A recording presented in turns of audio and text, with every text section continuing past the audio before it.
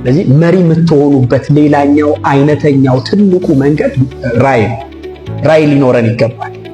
ራዕይ ያለው ሰው ሁልጊዜ ኢንፍሉዌንሻል ነው። ኢንፍሉዌንስ የምታመጡበት መንገድ ነው ቪዥን። ቪዥን የምታረጉት ነገር ወደፊት ከሌለ ኢንፍሉዌንሻል መሆን አትችሉም። ስለዚህ ኢንፍሉዌንሻል ኢን ዩር ታይም፣ ኢን ዩር ካምፓኒ፣ ኢን ዩር ቢዝነስ፣ ኢን ዩር ኦርጋናይዜሽን፣ ኢን ዩር ሶሳይቲ ኢንፍሉዌንሻል እንድትሆኑ የሚያደርጋችሁ ቪዥን፣ ራዕይ። ራዕይ በጣም ወሳኝ ነገር። ራዕይ በጣም ወሳኝ ነገር። ራዕይ ምንድን ነው? ራዕይ የወደፊታችንን የወደፊቶ አእምሯዊ ምስል ስለ ወደፊት የሚያሳይ የሚያመላክት ግን በአእምሮ ውስጥ የተቀመጠ ምን ምስል ወደፊት ምን ሊሆን እንደሚችል የሐሳብ ወይም ግልጽ ምስል መሳል ማለት ነው። ምን ሊሆን ይችላል የሚለውን ነገር አእምሮ ውስጥ የተቀመጠ ፒክቸር፣ ፊገራቲቭ የሆነ ነገር ማለት ነው።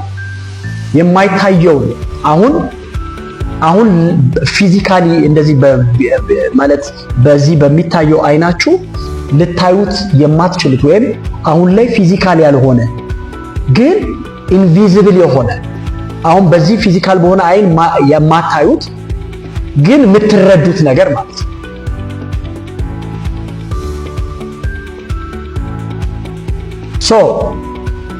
የወደፊታችንን የህይወት ቪዥናችንን እንዴት ልናገኘው እንችላለን? የመጀመሪያው ራዕይ ገና ወደ እናንተ የሚመጣ አይነት አድርጋችሁ አትሳሉ። ኦልሬዲ እናንተ ውስጥ ቪዥን እንዳለ መቀበል ማመን። ኦልሬዲ ሰው ሁሉ የተፈጠረለት ምን አለ? የሆነ ራዕይ አለ። የተፈጠረለት የሆነ ቪዥን አለ።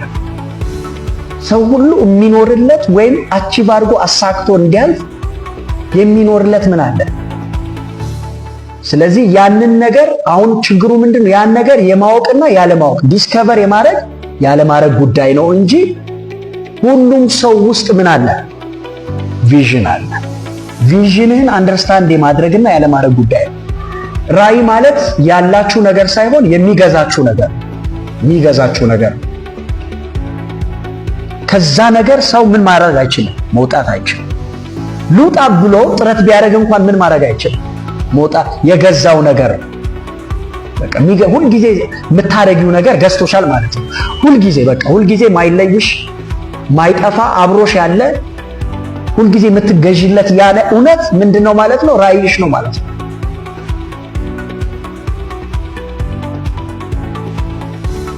ራዕይ ከራስ ወዳድነት ነፃ የሆነ ነው ብላችሁ መውሰድ ትችላላችሁ። ሁለተኛ ለራስ ብቻ ማሰብ ለሌላው አለማሰብ። ሶስተኛው የግል ራዕይ ሁልጊዜ በትልቁ የድርጅት ራዕይ ውስጥ ይገኛል ተብሎ ይታመናል። የግል ራዕይ ብዙ ጊዜ ሰዎች የግል ራዕያቸውን አያውቁትም። ፐርሰናል ቪዥናቸውን ዲስከቨር ለማድረግ ይቸገራል። ግን ደግሞ አት ዘ ሴም ታይም ብዙ ሰዎች የግል ቪዥናቸውን ፈልጎ የሚያገኙበት ሜዳ አንዱ ምንድነው? የሚሰሩበት መስሪያ ቤት፣ የሚሰሩበት ድርጅት። ሰው የሚሰራበት መስክና የሚንቀሳቀስበት ሜዳ ፕላትፎርም ሲመቻችለት በዛ እንቅስቃሴ ውስጡ ላይ ያለውን ቪዥን መረዳት ይጀምራል። ይታገዛል በዛ አትሞስፈር፣ በዛ ፕላትፎርም። ስለዚህ በዚህ አጋጣሚ የሆነ ተቋም ውስጥ መስራትን አትጥሉ። ራሳችሁን ያግባባችኋል፣ ያስተዋውቃችኋል። ምን እንዳለ እናንተ ጋር ምን አይነት ቪዥን ምን አይነት የራዕይ ከለር እንዳለ እናንተ ጋር እንድታዩ አይን ይከፍትላችኋል፣ ያግዛችኋል። ስለዚህ በትልቅ ድርጅት ራዕይ ውስጥ መስራት የግል ቪዥንሽን እንድታይ ያግዝሻል። ተግባባን?